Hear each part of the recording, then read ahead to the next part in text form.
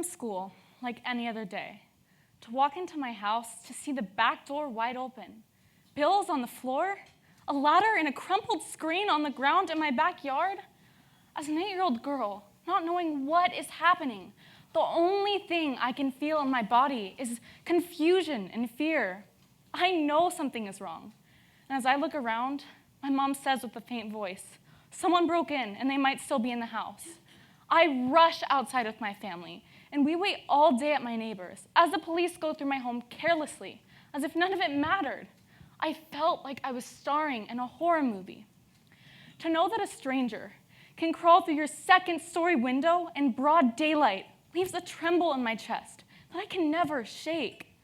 Even though $40 was all I had saved for college, having that taken from me meant everything. My jewelry, my money, my childhood, my safety. It is all gone. How am I supposed to know that this won't happen again? Why us? What did I do to deserve this? What's wrong with me? That night, my parents let me and my brother sleep on the floor in their room, and I slept right next to the second-story window they broke into. As I lay awake in bed, all I can think about is someone coming through that window and taking me and my belongings, or hurting the people I love.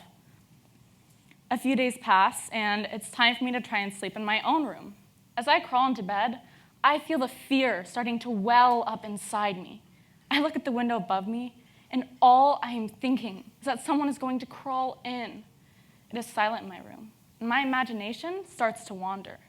There is no one there, but I can hear the intruders walking around my room, poking through my things. I didn't want my mind to go there, but couldn't help replaying the event over and over, as I had imagined every detail of how they broke in, what they looked like, if they saw my picture or knew who I was, and if they planned to come back and hurt me.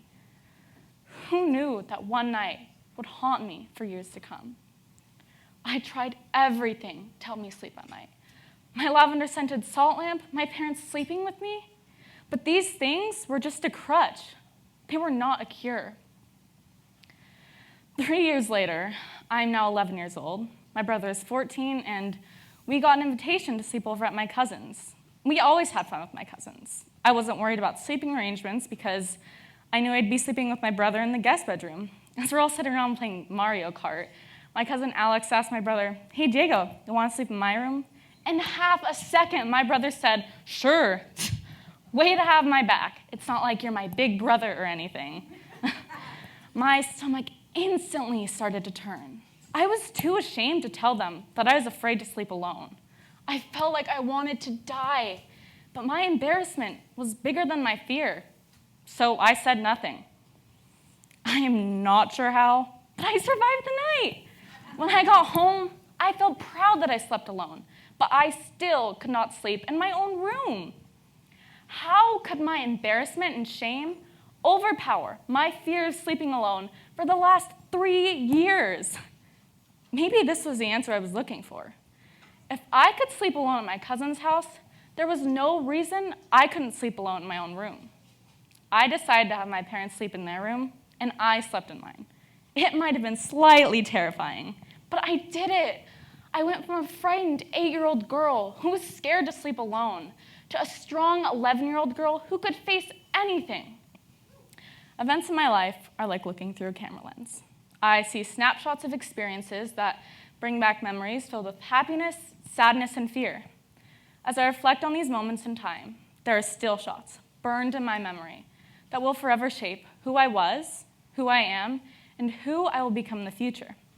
If I choose to focus on the positive, these past memories can help me overcome new challenges that come my way. In musical theater, I have to audition for every part, all by myself, in front of people who seem so much more talented than me. Every performance is absolutely terrifying, and there is nothing that makes me feel more vulnerable than singing and dancing in front of hundreds of people, all staring at little me, like all of you right now. Every time I step onto that stage, I face my fears and learn to push away those negative thoughts and become mentally tough. So by the end of the show, I know I am braver and stronger than the last. This terrifying childhood experience has taught me one of the most important lessons in my life. Every hurdle we encounter teaches us to find the grit and determination we need to succeed. Instead of avoiding these stumbling blocks or finding a way around them, we should welcome them into our lives. I learned by overcoming my hurdle that the fear might not ever leave me, but I refuse to let it define me. I found things over the years that are therapeutic to me, like listening to ocean waves at night. And I still love my lavender-scented salt lamp. But now, when I sleep facing towards the window at night, I know I have found my fears.